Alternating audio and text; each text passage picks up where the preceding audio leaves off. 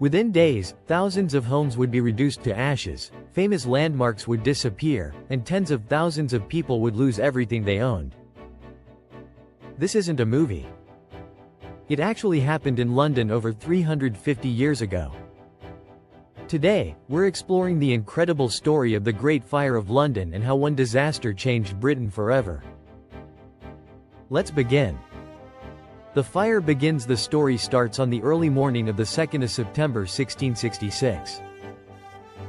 In a small bakery on Pudding Lane, a fire accidentally broke out.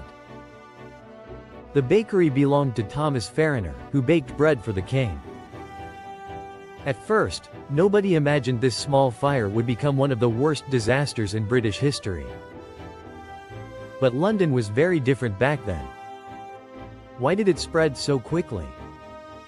Most buildings were made of wood. The houses were packed tightly together.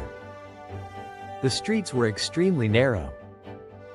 To make matters worse, a strong east wind blew burning embers from roof to roof. Within hours, entire streets were on fire.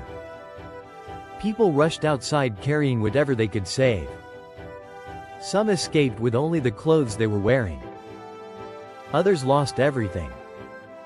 4 days of destruction. The fire continued burning for 4 terrifying days. Flames spread across much of the city of London.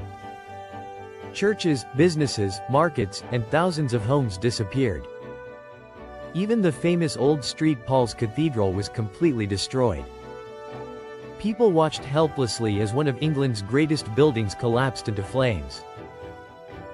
By the time the fire finally ended, around 13,000 houses and dozens of churches had been destroyed.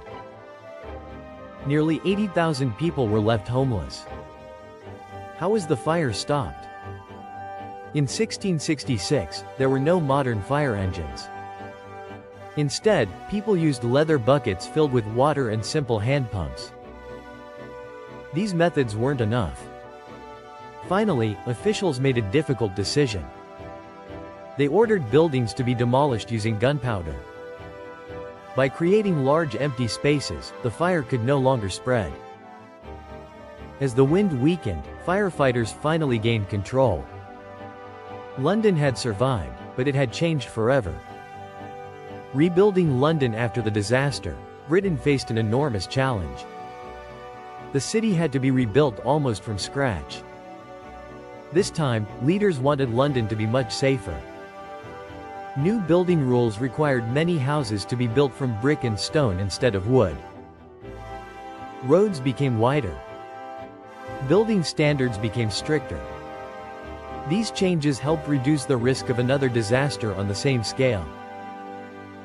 Many of the safer construction rules used today can trace their origins back to this event.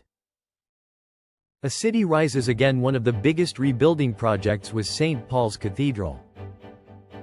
The magnificent cathedral standing in London today is not the one destroyed in the fire.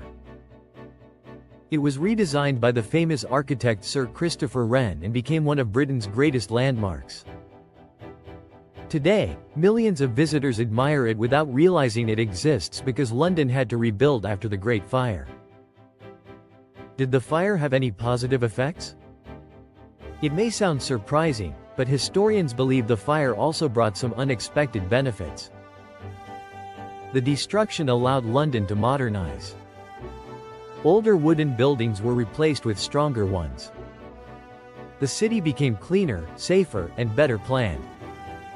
While the disaster caused enormous suffering, it also shaped the modern London we know today. The monument. If you visit London today, you'll find a tall stone column called the Monument. It stands close to where the Great Fire began on Pudding Lane. It serves as a reminder of the disaster and the resilience of the people who rebuilt their city. More than 350 years later, its story is still remembered. Conclusion: the Great Fire of London wasn't just a tragic accident. It completely transformed one of the world's greatest cities. From safer buildings to wider streets and a new skyline, the effects of those 4 days can still be seen today. Sometimes, history isn't just about the past. It's about understanding why our cities look the way they do today. If you enjoyed learning about British history, don't forget to subscribe to System Logic. Every week, we explain the fascinating history, systems, and stories that shaped the United Kingdom. Thanks for watching, and I'll see you in the next video.